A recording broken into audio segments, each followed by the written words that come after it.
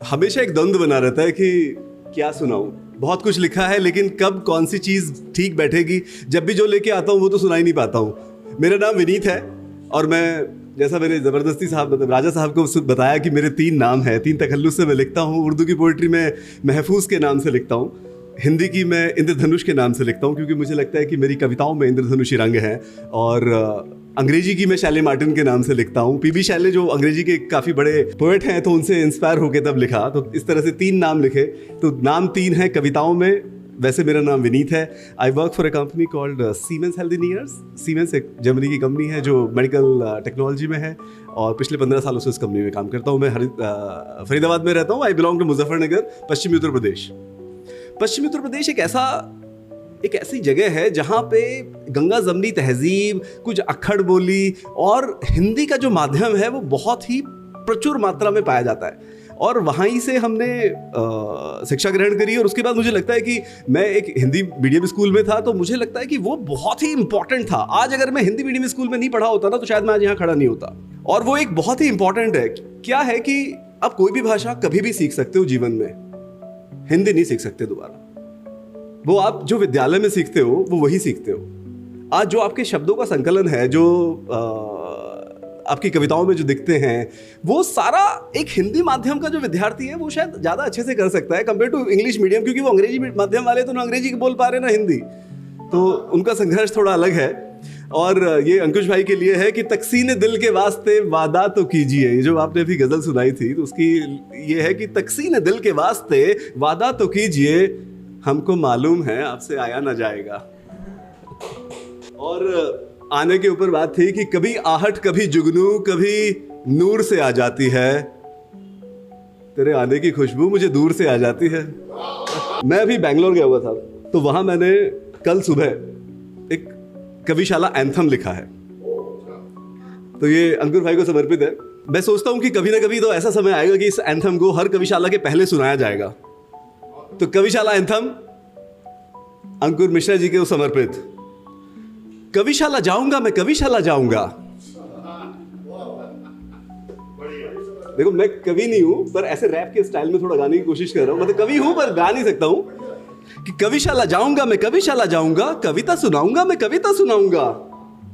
अंकुर के इस अंकुर को, अंकुर के इस अंकुर को भाव शब्द देकर मैं वृक्ष बनाऊंगा। कविशाला जाऊंगा मैं, कविशाला जाऊंगा, कविशाला जाऊंगा मैं, कविशाला जाऊंगा। और जाने से याद आया कि अकेला जाऊंगा, दोस्तों को ले जाऊंगा, कुछ कवियों को बुलाऊंगा, मैं महफिल जमाऊंगा, मैं कविशाला जाऊंगा। अंकुर भाई आपको समर्पित। वो जो द्वंद्व था मेरा कि आज कौन सी सुनाऊं, समझ नहीं आ रहा, फिर भी एक सुनाने की कोशिश करता हूं। अंकुर भाई को पिछले हफ्ते मेरी मुलाकात हुई थी, थोड़ी संक्षिप्त मुलाकात थी, लेकिन उसमें कुछ काफी सारी बात हुई। तो यहाँ पे अलग अलग विषयों पे कुछ न कुछ सुनाया है सभी ने।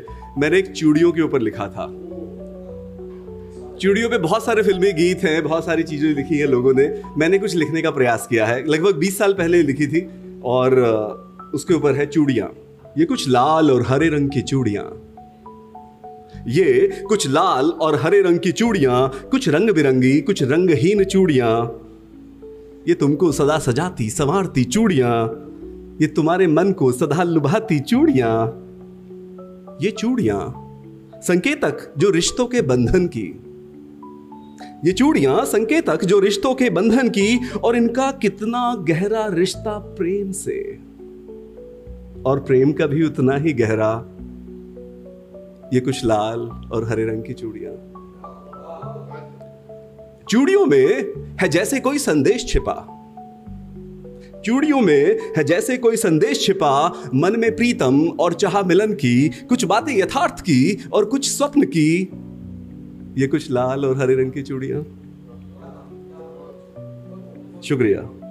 कुछ कांच की, कुछ लाख की, कुछ सोने चांदी की चूड़ियां, कुछ गोल, कुछ चौकोर, कुछ षटकोण चूड़ियां, कुछ कड़े जैसी, कुछ कंगन जैसी, मोटी पतली छोटी बड़ी, न जाने कैसी कैसी चूड़ियां, और इतने रंग के गिनना भी मुश्किल। कि कुछ कांच की, कुछ लाख की, कुछ सोने चांदी की चूड़ियां, कुछ गोल, कुछ चौकोर, कुछ षटकोण चूड़ियां, कुछ कड़े जैसी, कुछ कंगन जैसी, छोटी पतली, मोटी पतली, छोटी बड़ी, मोटी पतली, न जाने कैसी कैसी चूड़ियां, और इतने रंग की गिनना भी मुश्किल। ये कुछ लाल और हरे रंग की चूड़ियां। शुक्रिया। ये चूड़ियां बिन जिनके श्रृंगार अधूरा, ये चूड़ियां बिन जिनके श्रृंगार अधूरा, और अधूरी लगती तुम भी। कभी सोचता मैं क्यों है इतनी अहम ये चूड़ियां, और जब ये खनखन करती और जब ये छन छन करती, ये मुझको मदहोश कर जाती, और जब चुप ये होती मैं खुद को कितना पाता गुमसुम। हर बार तुम्हारे आने से पहले तुम्हारी आवाज सुनाती ये चूड़ियां, ये कुछ लाल और हरे रंग की चूड़ियां।